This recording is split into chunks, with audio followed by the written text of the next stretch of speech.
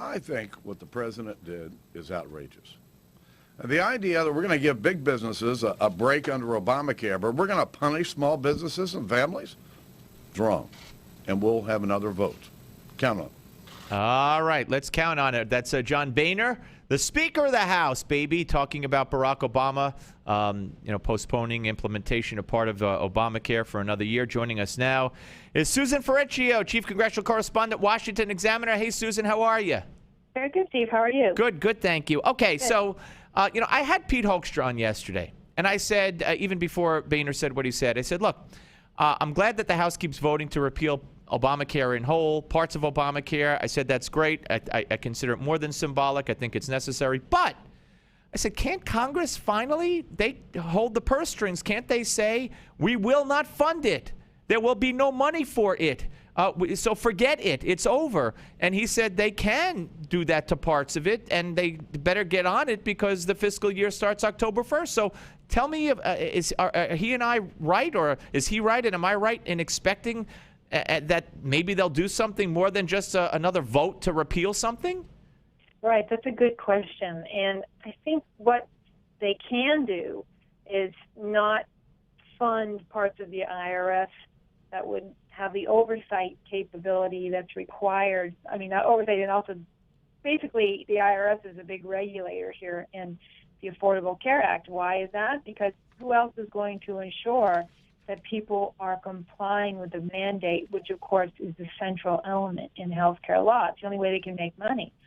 So you need the IRS to do that. Now you have Republicans threatening already to try to withhold that money, and they control the purse strings in the House. So technically they can keep the money out for the IRS so that they can't do any enforcement. And they have already done so. They have already said no to a lot of the funding for the Obamacare stuff.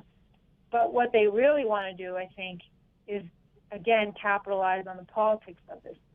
Both sides do this, Democrats and Republicans, and the practicality of it versus the politics is what you have here. So they want to bring maximum attention to the issue, and one way to do that is by saying, hey, if you're going to tell the employers out there, the big rich guys, that they don't have to, follow the rules on this thing, they get a delay. What about the individuals? Why do they have to?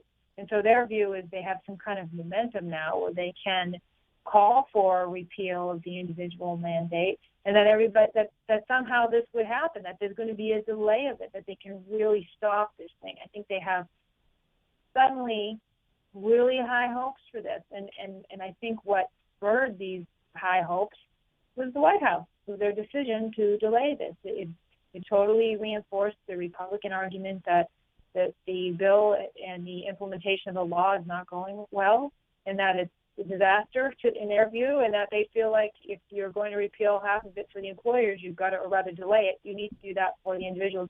Because can you imagine how this would run in your home district while you're trying to get reelected in 2014? People having to pay these taxes or these penalties if they don't comply with the individual mandate, yet their employers don't have to do that. They think they have momentum to actually get something done. So don't forget, they've voted, dozens of times. Right. The law, and it gets ignored, and it's just on, people get in the news occasionally. No, yeah, I mean, I'm looking for something. Yawn at it, but this time they think this is different because now the White House has made a move.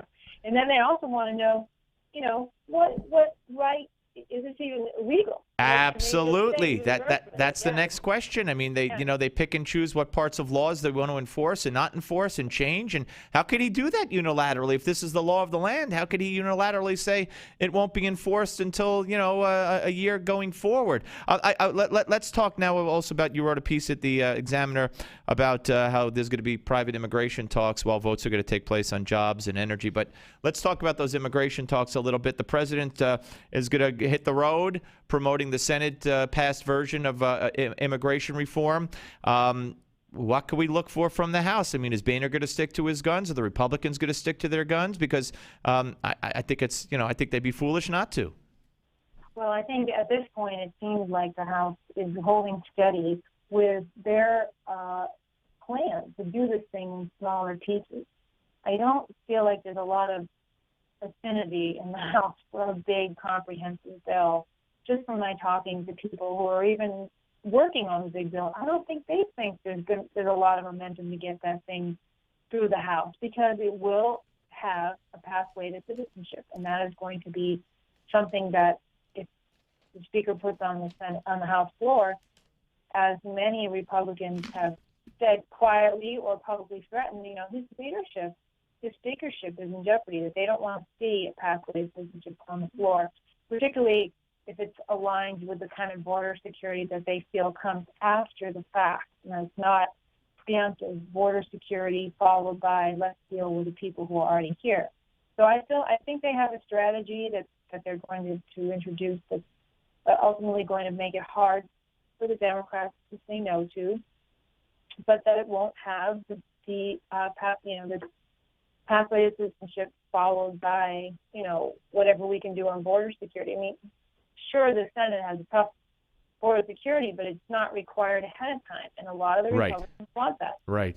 No, and we're going to be talking to John McLaughlin and McLaughlin Associates. They did a Hispanic study with Hispanics, and they favor immigration reform, but they also favor tighter border security, and we'll talk to him about that. But I want to before we run out of time, I want to talk about the IRS. We find out now that the IRS, in addition to everything else that's going on, mistakenly posted 100,000 Social Security numbers to their website, and I see that Eric Cantor is telling House Republicans that he plans floor votes before the August recess on a bunch of bills relating to the IRS controversies. We only have a couple of minutes, but what kind of bills could we expect?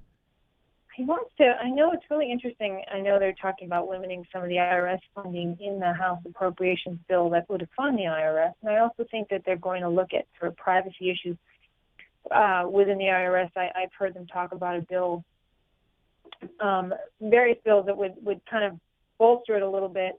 I mean, there's only so far they can go, though, with the IRS. They can't, disband it, and they can't. I think what you're going to see is further oversight, and I think you're going to see demand for answers. I mean, this thing could expand even further. I don't think that they have given up on connecting this with the White House, they feel this came from higher up in Washington. And I know that they are talking about it. The majority leader has told reporters that they're working on a bunch of things. He's been really reluctant to share the details of all that they're doing, but they're certainly kind of teasing it out there for us all to keep an eye on in the weeks ahead, that there's going to be things that are supposed to give the public more satisfaction about the oversight and about the IRS, which they believe is an unaccountable agency. Yeah, I think this is a win-win. All right, Susan, great talking to you. It's been 2 weeks. I can't believe that. And we'll talk to you